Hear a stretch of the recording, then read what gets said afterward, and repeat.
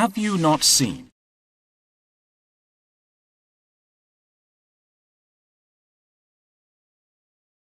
TV is free.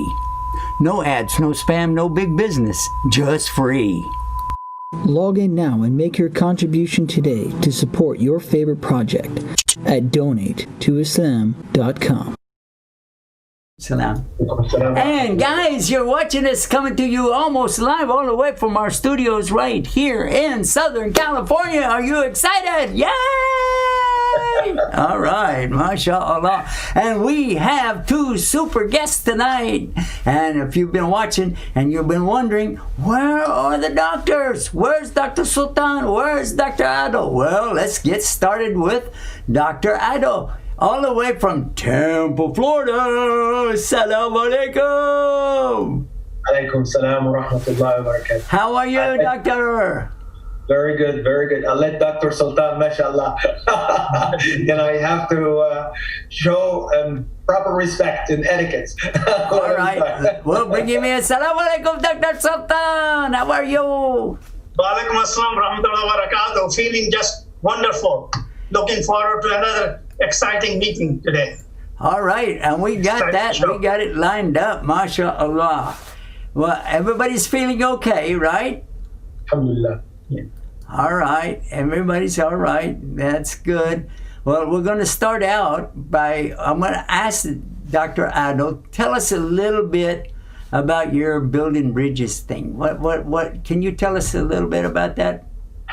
This is called a decade of bridge building. It's a lifelong project, but obviously it's really have to do with two important ingredients to let people know a little bit about us from us. Tell us the story rather than having misinformation. And the story of bridge building is very important to promote peace and harmony around the globe.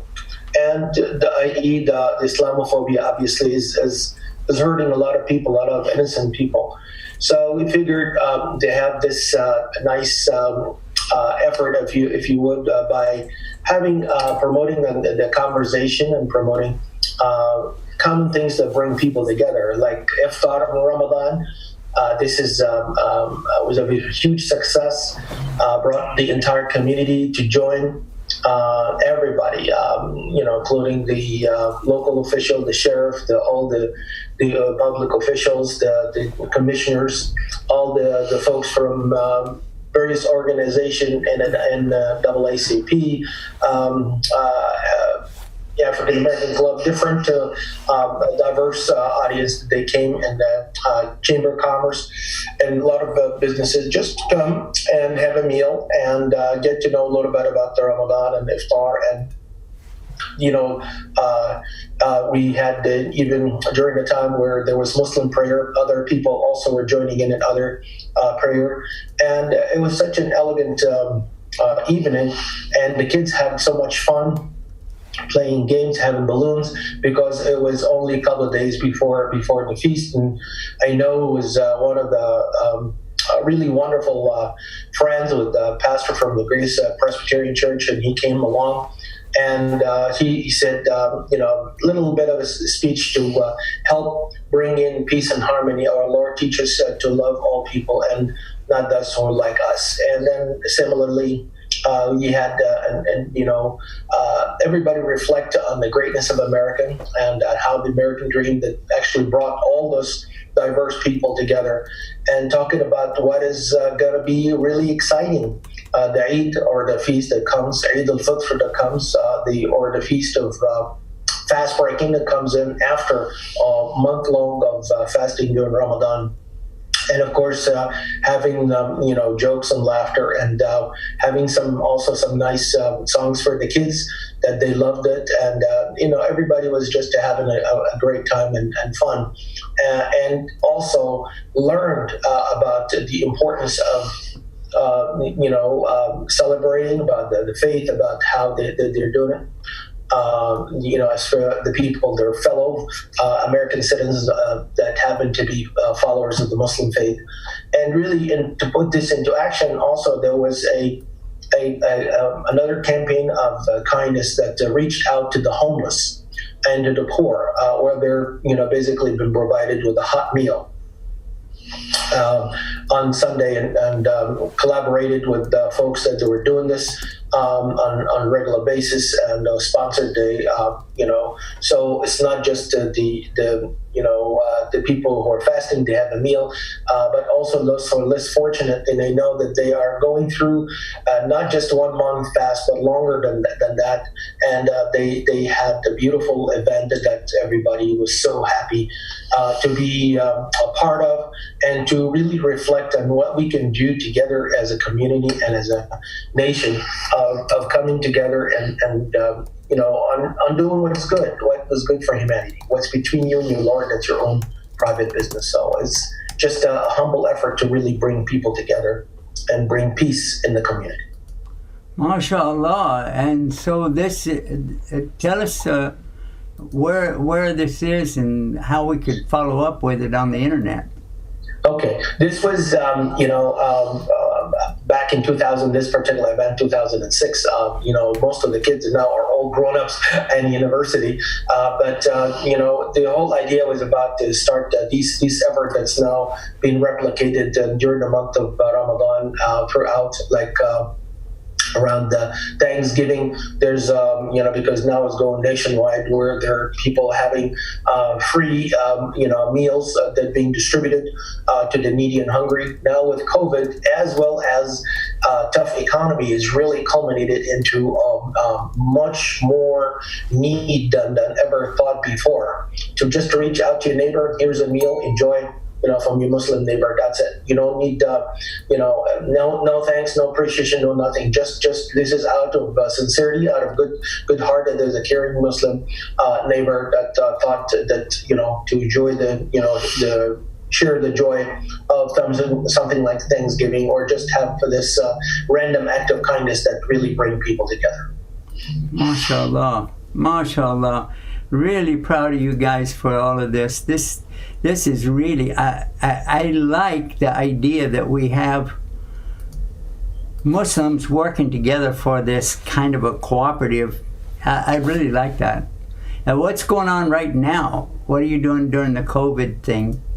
Alhamdulillah, now we had a blood drive, because as you recall, the convalescent plasma is becoming a part of the options of the therapy for those who have COVID. So there was alhamdulillah, in the masjid, there was a blood donation campaign to help with that, and they were packed full, the schedules. Everybody came, and they have a great relationship that they know those guys love to donate blood and to be part of of helping everybody, and both men and women are participating and giving blood. That is just something that to save lives. That is something really noble. Okay, we have a call. Let's take this one call here, and let's see what we got. Assalamu alaikum. Hello. Assalamu alaikum. How are you?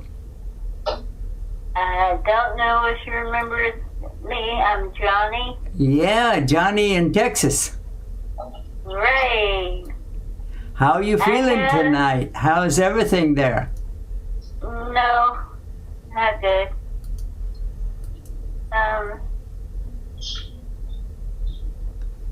When I was 6 years old, I was molested pretty bad, and it's coming kind of back to haunt me on different things, and I'm trying to find a prayer that could help me deal with this. Been carrying it a long time. Okay, let's begin with this. First and foremost, I want to tell you that you're a super lady, okay? And I want to remind you of how valuable you are in front of Almighty Allah. Because all of us who recognize that there really is one God and we worship Him, that we've already had a big success in this life and the next life. So realize that before we go any further, okay? Can you just close your eyes for 1 second? Just close your eyes for 1 second and think. I hope you're not driving your car right now. No. Oh, okay. So just close your eyes for just a little bit and relax and take a deep breath. Go, hold it for a second and then let it out. All right. And guess what? The one that gave you the lungs to breathe and the air to breathe and the brain to figure it all out loves you. He loves you. And he only allowed certain things to happen to you for the very good reason of drawing you closer to him. Although it may seem real strange or weird or very, I can't believe, but still, that is why these things do happen, so that he can put us closer to him. There are people who around the world are suffering all kinds of things right now. And I realize that. Yes, and you know what? Some of them are giving up on God, but others are getting closer to God. And that really is, you could think of it as sort of a test, something that we're going through, but at the end, we know that we're all going to die. But that's not a bad thing. The bad thing is, how did we live if we didn't live good? But if we did live good, then our death will be a wonderful thing, because obviously he's waiting for us. Does that make sense, Johnny? It makes sense, but I still have a question, how somebody who's supposed to love you and protect you, and it's your father, could hurt you so bad that goes on until you're 60 years old, and you tried everything to get it out, and it's made me kind of outcast. I'm not good with people. I stay secluded a lot. And the thing is, I want to get out there and enjoy life, whatever I got left. And, but it's like there's something's blocking my way.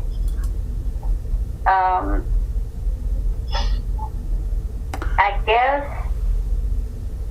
the only thing I can get is I did not get final closure when he died.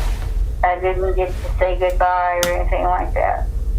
And I think I felt guilty, one, for not being there. But he gave me so much, and I wasn't there to help him. It's like I said, it's a love-hate relationship. It was good at times, and it was very bad at times, but it's the only family you got. Well, you know, now that you brought up the subject of family, that is true in many, many cases in family. That we just lost a family member a few hours ago. And, I'm sorry. Yeah, we did. And she was on life support, and they were just waiting for her son to arrive.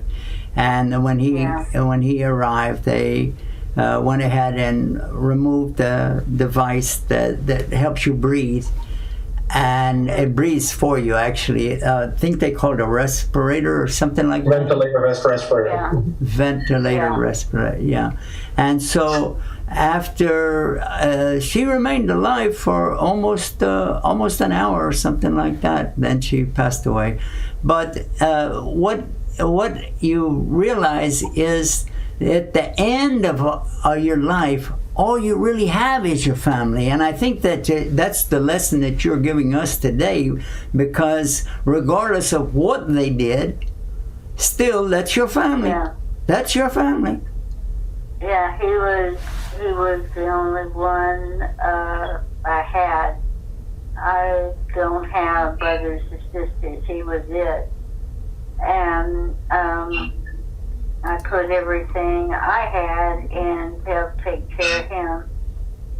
And he did not tell me he had cancer. Oh. I didn't get to say goodbye. Oh. I didn't get to hold his hand like I take care of other people. I didn't get to tell him, thank him for taking care of me and giving up his life. It's just like, it's like an open wound. Every time something good happens, that comes back into my mind, and I think, well, maybe if I'd been a better child or whatever. At 6 years old, you don't have a lot going for you. But maybe it's because he never remarried. I have no idea, but it's made me, well, I'm afraid of people. I'm afraid of crowds. I'm afraid because I don't trust people nowadays. Too much bad stuff's going on. I can relate to that. I think we all get to see some of the evil that goes on in the world, and we're probably more aware about things today than we were a year ago, just simply because of this pandemic thing, you know? Yeah, when I converted to Islam, I lost everybody. I lost everybody I knew. Well, I know that one. I know that one for sure. They said, you give it up, we'll come back. I said, I don't need friends like that. No, you're right. I just soon be by myself. There's something that, you know, Allah, He knows. He knows so much. And there's a song that was written by a convert to Islam. There's several people that I know that were involved in this thing. And would you like to hear a little bit of it? Oh, I'd love to. Yes, sir. All right, I'm going to put it on the air right now. Are you watching this on TV or just calling us? No, I'm watching it. Okay, well, watch this. It'll be right up right now. Here it goes.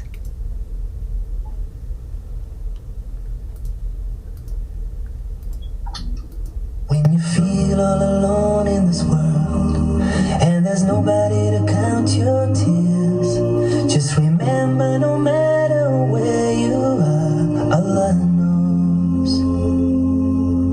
Allah knows. When you're carrying a monster load and you wonder how far you can go, with every step on that road that you take, Allah knows. Allah knows. No matter what inside or out, there's one thing of which there's no doubt. Allah knows. Allah knows. And whatever lies in the heavens and the heavens, every star in this whole universe, Allah knows. Allah knows. When you find that special someone, feel your whole life has barely begun. You can walk on the moon, shout it to everyone. Allah knows. Allah knows. When you gaze with love in your eyes, catch a glimpse of paradise, and you see your child take the first breath of life. Allah knows. Allah knows. No matter what inside or out, there's one thing of which there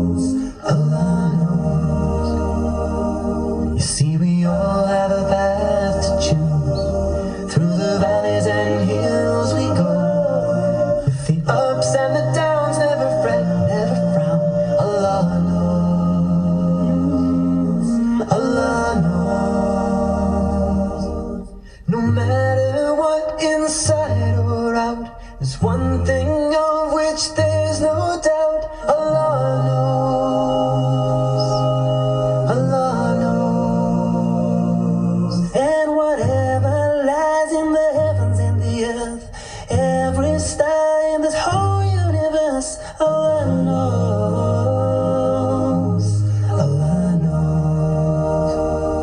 'Cause no matter what inside or out, there's one thing of which there's no doubt. Allah knows, Allah knows.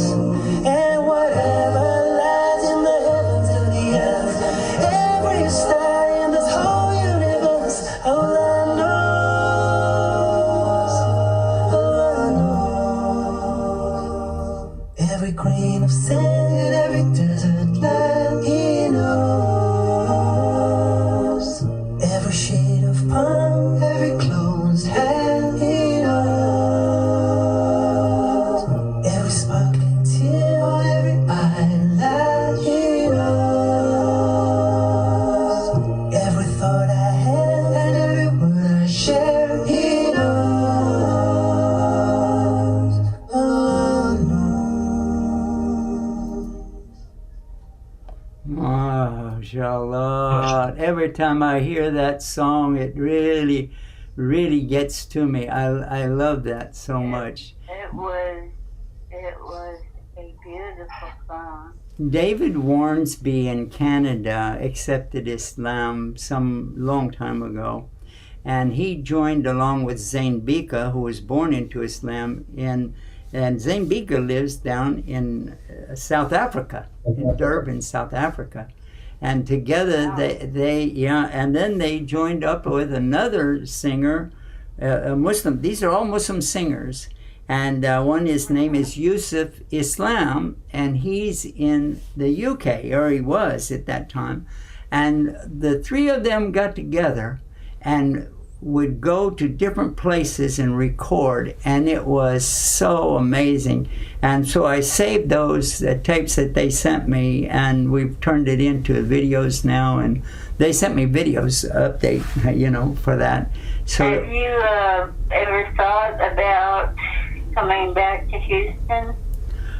Do you know that I was just talking with some friends of mine yesterday about coming back to Houston, and I have my sisters there, and we are very serious about it. As soon as we're able to travel again, that's one of my destinations. We really want to go back to Houston and see you guys. Yeah, because I would love, to see you and meet you in person.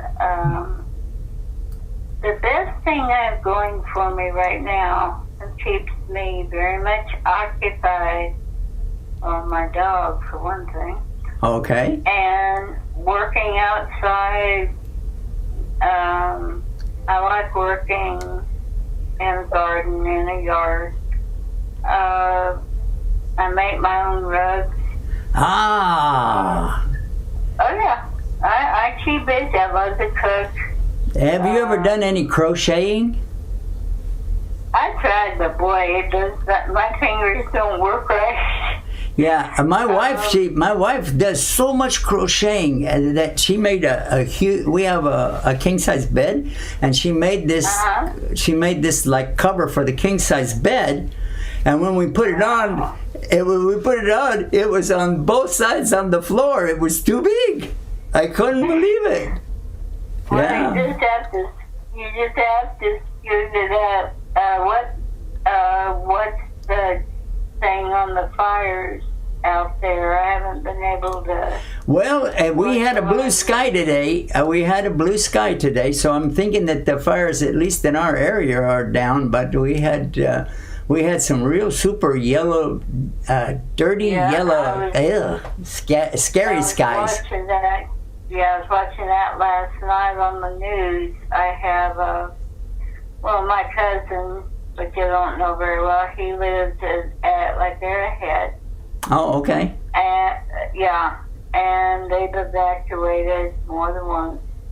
But this thing, what I called you about,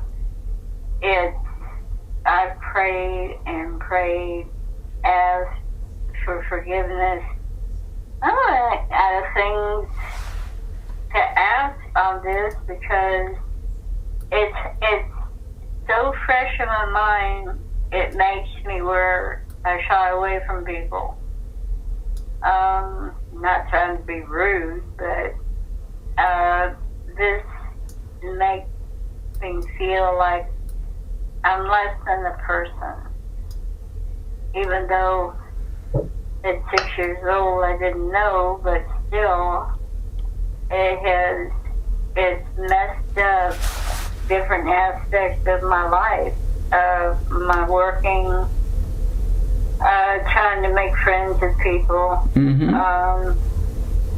People don't understand that something like that happens. You just don't get over it overnight. Well, sometimes people do carry stuff like that with them throughout their life, but they learn how to deal with it. And That's in what fact, I need to do. yeah, in fact, I think, I don't know this for sure, but I grew up in different communities. I grew up in a community out in the farming area, ranch area. And then I also spent time there in South Houston growing up when Park Place Boulevard had open gullies on both sides of the street, you know. And now it's a major throughway there. But anyway, what I'm saying is that I experienced a lot of things, and I saw a lot of my friends experience things, and I realized that people do deal with the similar things in different ways. And what you're talking about is something that the psychiatrists make a lot of money out of people like that, because they got it. I haven't found one. The best one I've got, well, next to you, of course, is I learned a lot of good stuff from my dad. I learned how to take care of people. Everything from painting the house to pouring concrete to a bunch of stuff. And I'm interested in a lot of stuff. It's just that I go so far and then it's like a brick wall. Well, I don't know if I'm supposed to go over it, go around it, dig under it, or just say, okay, that's it, you're out of here, and leave me alone. well, you know what? Let's think about something just for a second, just a moment in our life. Suppose somebody planted a tree. That would be a seed, you know, or a little nut, and they put that down in the ground, that little acorn, you know. And you put that down in the ground, and then it sprouts up, and then over time it gets bigger and bigger and bigger, and finally it just is a huge thing for some generations to come. And the great grandchildren are under that tree one day, and lightning hits it, or it falls down, or it's dead now. Yeah. But this is a matter of life. And somebody was telling me this same story I'm telling you right now, and I was really caught up in the story. And he said, you know what the moral to the story is? I said, what is the moral to that story? He said, just remember, when you're sad or blue, the mighty oak started out as a nut like you. That's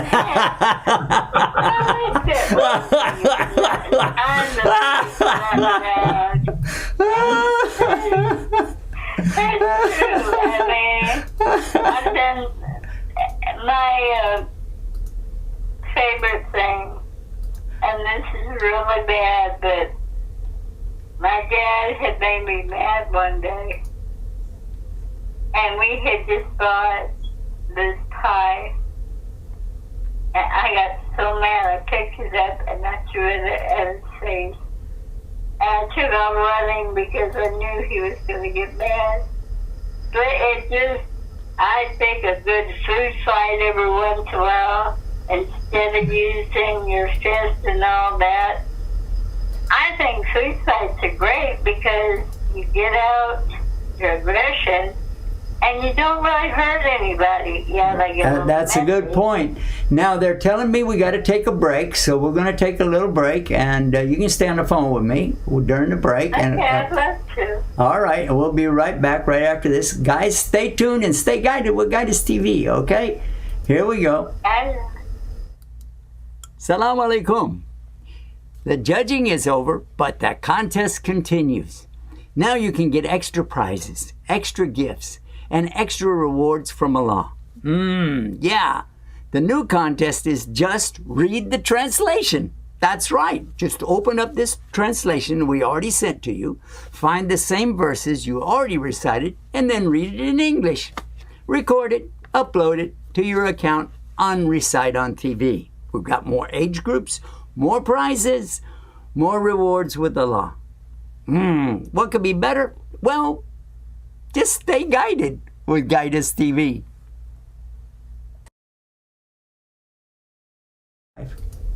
And mashallah, mashallah. So we do, the guys, we want you to know that the children now are learning the translation, and some of them are already joining us. So they've already learned the translation of those verses that they recited for us, and now they're putting up the translations. They're reading from the translation of the Quran. And the very first one that did it, I so shocked because it was really perfect. And when we roll out tonight, I want to end with that. But we still have Johnny on the phone with us right now. Johnny, you're doing a great job, and I think that a lot of people can relate to you. You're not the only one in the world that's had a similar problem to this.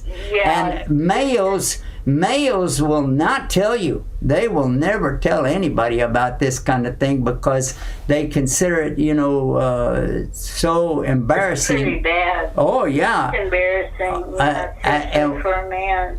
Two of my friends died at a very young age, and I don't know how to attribute that to, was it this or was it that? But I know that both of them had some bad things that happened to them when they were young boys. So the only thing that I want, or if Allah gives it to me, okay. I'd like to learn more about the Quran, and I also would like to meet nice people. Most of the people, the whites, they don't like me. And as far as anything else, if you give up Islam, you give up to be your friend. I don't want a friend like that. I want someone that's going to be there no matter what, because that's the way I am. I think that that's a very good idea. You know what? I'm going to talk to some people down in Houston and see what we can do to figure something out for that. That might be a real good idea. I have some friends I have friends all over Houston, but I have some special friends and relatives down in Pearland. Have you ever visited Pearland? Oh, yeah. Yeah. In fact, I got 3 weeks ago, I took care of a man who had Parkinson's disease, and he died in my arms. Oh. So, yeah, he was in bad shape, and he was under hospice, and I was in the recliner. Someone had to be in the room with him every day. So I was in there. He started to cry. So I got in bed with him, put his arms on my hands, and held him. And I said, it's okay to let go. It's okay to cry. And he died that night. SubhanAllah. He was such a good person, and he was a big man, and he fell a lot. So it took me and his wife to keep him kind of settled on the couch because we couldn't lift him. But he got to die at home with his family. That's what he wanted. And I miss him. He was a very nice man, very soft-spoken. And then my friend across the street who has cancer, I worry about everybody else but me right now. But anyway, I know you're busy, and I'm not going to keep you a long time. I just wanted to get that part out. And therapists don't work for me. I've seen them, talked to them. I know more about their work than they know about me. It's true. I walk in, and the first thing I'm asked, who does your hair? You crazy person, I do my hair. Nobody like touch my hair. People are dumb. People are dumb. I just want to wake up one morning and feel at peace with this. And I'm sure that that's coming because you're asking Allah for it, and one way or another, He can make things work for you, even though it doesn't work for anybody else. And I find that every day with this COVID or pandemic or whatever we want to call it. I've been able really to do a lot of things that I haven't been able to do since I became a Muslim 30 years ago. And one of them is I get to be home. I was traveling as much as 300 days out of a year, and you don't have a whole lot more than that, right? The first time I heard you speak, you were talking about that, your vehicle wasn't running right, you weren't feeling good, you had to walk in the rain. I remember all that. That's when I first started watching. And your video from Bangladesh. Oh, yeah. And, yeah, that one always gets me. So, yes, I have followed quite a bit, and that's unusual for me because religion to me, up until now, has been pretty rough.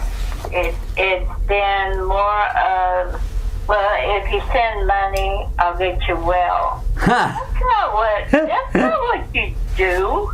You help people, then if they can send money, then that's fine. But the whole idea is the religious part of it.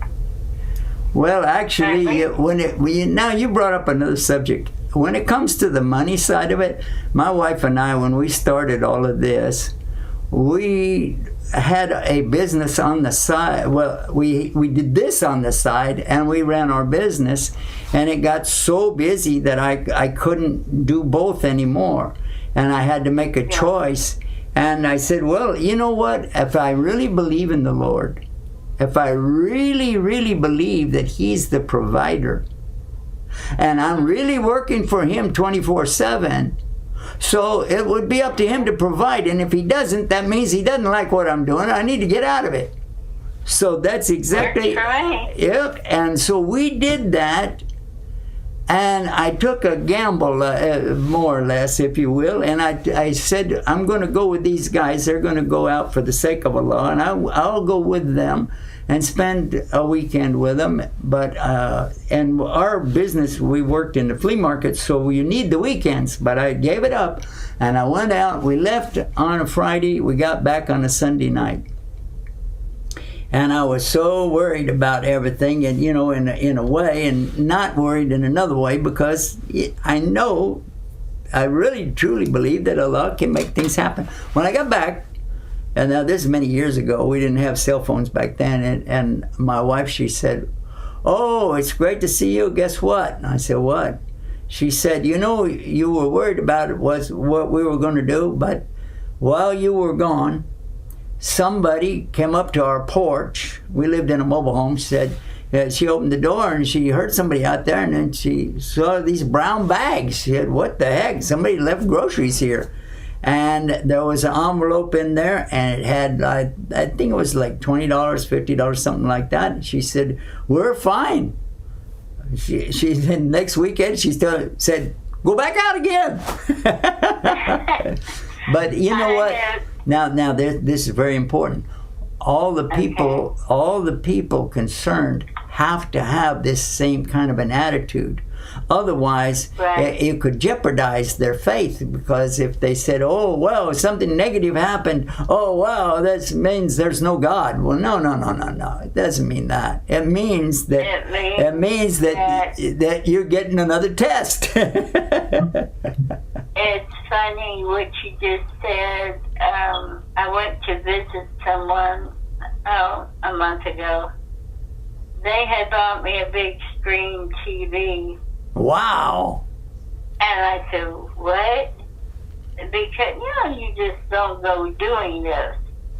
And the person who was Muslim, he was still on the box. And he said, this is for your birthday.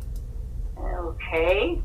Yet at home, I have no idea where to put it.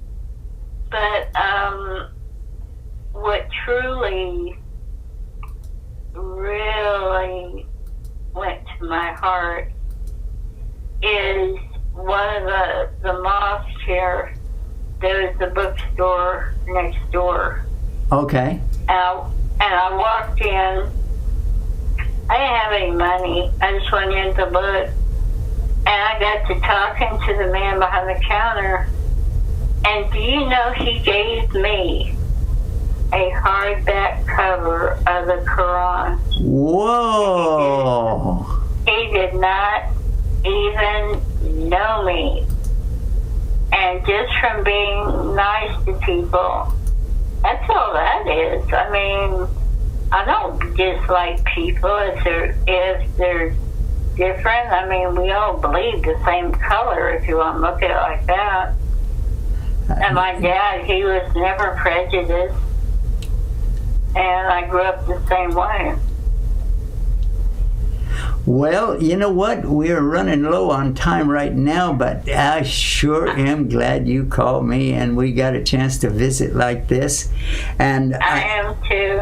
Do you have any questions for the doctors? I've got two very, very educated doctors right now here with. I have two questions. Okay, One, go ahead. they said that I was diagnosed with bulimia, but I have been throwing up since I was a baby. And I'm worried that one day when I do get sick, I'm not going to be coming out of it. I took off 210 pounds in 3 months. And there's a lot of stuff, the medicine I can't take. And I've already did the thing looking down in my stomach in the hospital, and no one has been able to help me deal with that. I don't know if it's nerves. I don't know if it's I suffered a bad miscarriage when I was 6 months a while back, and maybe that had something to do with it. Let me handle that, you see. Okay, Dr. Sultan, would you please answer this one for us? Yes. Well, right. First of all, since you have problem with vomiting from a very childhood, it cannot be a psychological problem, okay? This is a physical problem, and being intolerant to so many things, that's again is a marker for some environmental sensitivity. My practice is environmental allergy.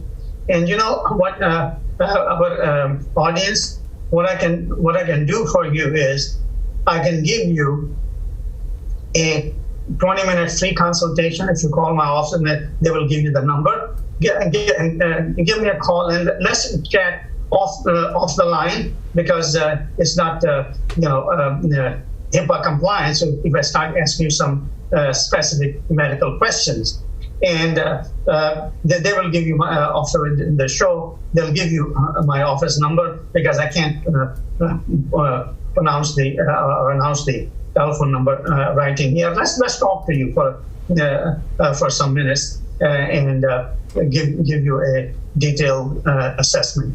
Okay, well, sister, you said you had a second question. Could you tell us what that is?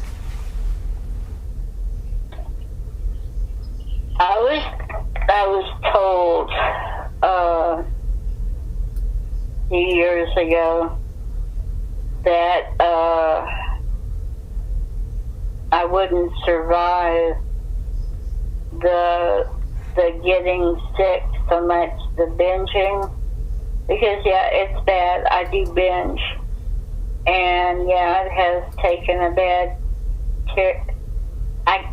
what they say is the reason I throw up is because I cannot get my feelings out any other way. And that's not true, because when I get mad, I get it out. It's just that there's been so much to deal with people. Okay, sister, real quick. We need a question because we're almost time to go off the air. Did you have a second question? Yeah, this was the second question that she had. We will, when you call me, I'll address this question also. All right, okay? all right. There you go, Johnny. Thank you so much. And you take care. And you got it. Night.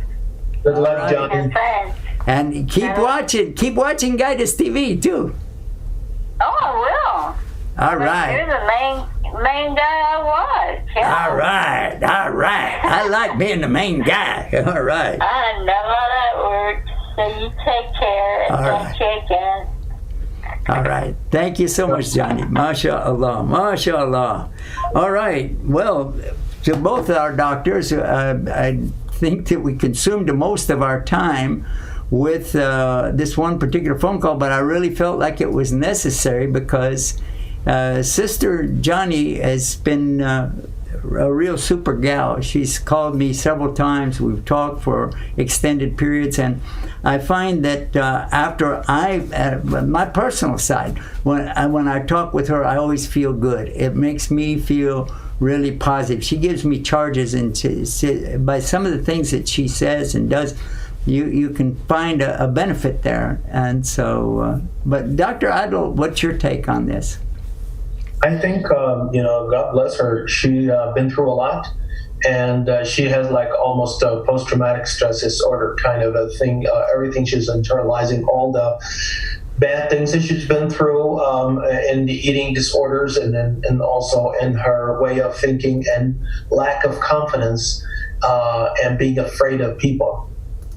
I tell her, and I tell everybody who's been through the same experience, the best way to get out of it is to get closer to Allah by reading His book, by doing dhikr, by doing meditation, by really getting to know good people in the nearby masjid or the nearby community that will definitely can relate to what you've been going through, and you'll see definite empathy to the bad experiences you've been through, and then kind of walk through it. In addition to, obviously, if you need professional help, that's pretty much a lot of common symptoms, especially the GI symptoms you had, and they put a scope down and they can find anything, and they do endoscopy in that because there's a huge psychological component from the trauma. But you learn to go on and to start fresh every day you wake up from sleep or bed. Allah gives you a brand new 24-hour cash, if you would, of life. So use it in a positive way. And the more positive elements that go into your life, that will take all that negative or most of it out, so that you could function, you could be productive, and you could continue to be an inspiration to others. Go into survival mentality rather than a victim mentality. That's what I tell everybody who has similar situation. We all go through different testing. We all go through different, trials and tribulations in our life. But the most important things to emerge as still capable to navigate through, the daily challenges, and then the only way to get really stronger is to get closer to the Creator, to give you the strength to fight the adversities and to be able to function and to share the goodness that came out of this bad or tragic events. that's the best message that Johnny and others can help us promote through Guidus TV. MashaAllah, thank you so much. And now, Dr. Sultan, what advice in general would you give to folks who have been watching our show just now and that they say, wow, I'd like to have some kind of inspiration from Islam too. What can I do? I've had problems. What would you advise them?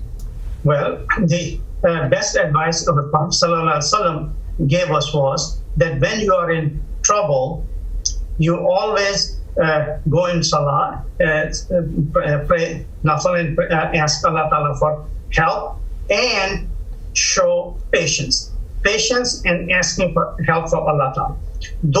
Those things are fine. That's a core part of my belief. But at the same time, Allah Ta'ala has created healers, physicians, for the purpose that there is some physical help that can be gotten also. For example, in her case, I will give you two perspectives, you see. One of them is we call as tag law. You know what a tag is? A nail. You see, tag is a nail. If you're sitting on a tag, it takes a lot of psychotherapy, or in other words, in our terminology, a lot of prayer to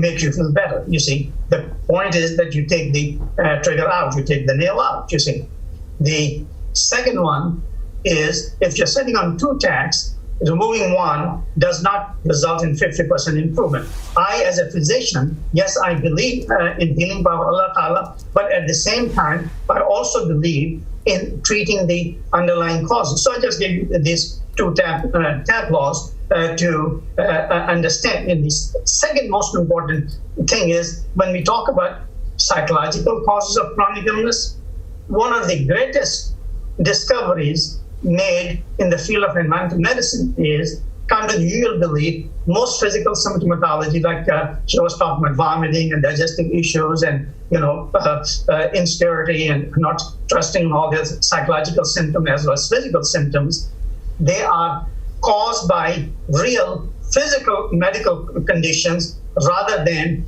psychological factors. So I see patients full of headaches and depression and anxiety and memory and concentration, all the mental symptomatology. But invariably, most of the time, we find underlying causes. When you treat them, a lot of their mental and physical symptomatology improve. So, and that's why I'm giving a little different perspective. Yes, on the help of Allah Ta'ala, and also looking for Allah Ta'ala, the knowledge that is given us to look for the physical causes for chronic illness and people who are suffering from that long period of time. So there are always some physical causes. So that's why I said to Johnny that if she calls me off the air, then I can talk to her in detail, take more detailed history, and point out. The worst thing can happen is I look at a detailed history and say, no, I don't think there's a physical cause. That's the worst thing. I think, Doctor, one of the things that you brought up really resonates with me very nicely, because you said that in spite of the approach that some of the imams might give you, or some of the folks that know a little bit about Islam, they will tell you, yes, go to the Quran, and they will tell you, yes, go to the Hadith, and that's good, and there's nothing wrong with that. But then we have to also look into our what's called in Arabic ahwal, our situation, and when we see the situation, we can go back to the Quran, and the Quran tells us how to actually deal with the situation, and that's exactly what you said. Let me play it for you and let folks hear it at home, because I really feel like that this what you're saying can be amplified even better by actually hearing and seeing all of this right now. Let me put it up. This is. Can I have a comment after you do that? I'll add a very important comment. This is from Surah Baqarah, Ayah 153. Exactly what you said. This is exactly what you said to us. يا أيها الذين آمنوا استعينوا بالصبر والصلاة إن الله مع الصابرين. Okay, and the translation of this says, O you who are the believers, seek the help from Allah through patience and prayer. And whenever we say prayer, actually the word is salah, it means your connection to Allah. So this is exactly why Allah gives you these difficulties, so that you will make your connection with Him again. And this is a beautiful way of life, the Deen al-Islam, MashaAllah. Yeah, the comment that I'm making is that Allah Ta'ala says, if you don't know, what should you do? You should go to people who know. This is part of the translation, that if you don't know, go to people who know. You see, so if you have not been able to fix your medical problems, then go to somebody who knows to fix such medical problem, not just by painting with drugs and stuff like that, but by treating the underlying causes. You see, that's what I'm giving the message I'm giving to sister. MashaAllah, MashaAllah, doctor. That's why I like having Muslim doctors on the show with us, because I do love you guys anyway, but I like the fact that you're able to bring something that is very, very important to all of us, our good health, and overcoming different difficulties that we face physically, but also the mental side of it. But then as a Muslim, we're able to deal with the spiritual side, and that's really the big deal that we're here for anyway. If we didn't make these connections with Almighty God, if we don't make our connections with His way, then we're losing all the way around. So that's really great. And oh my goodness, look at this. We've got to wrap it up. Yep, we got to wrap it up. We ran out of time. Dr. Adil, salam alaikum.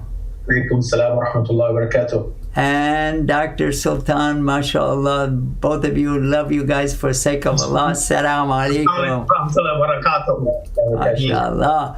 And for all of us that are sitting still here at home, don't worry, there's more to come. So just stay tuned and stay guided with Guidance TV. All right. Mashallah. Salam alaikum. The judging is over, but the contest continues. Now you can get extra prizes, extra gifts, and extra rewards from Allah. Yeah. The new contest is just read the translation. That's right. Just open up this translation we already sent to you, find the same verses you already recited, and then read it in English. Record it to your account on Recite on TV. We've got more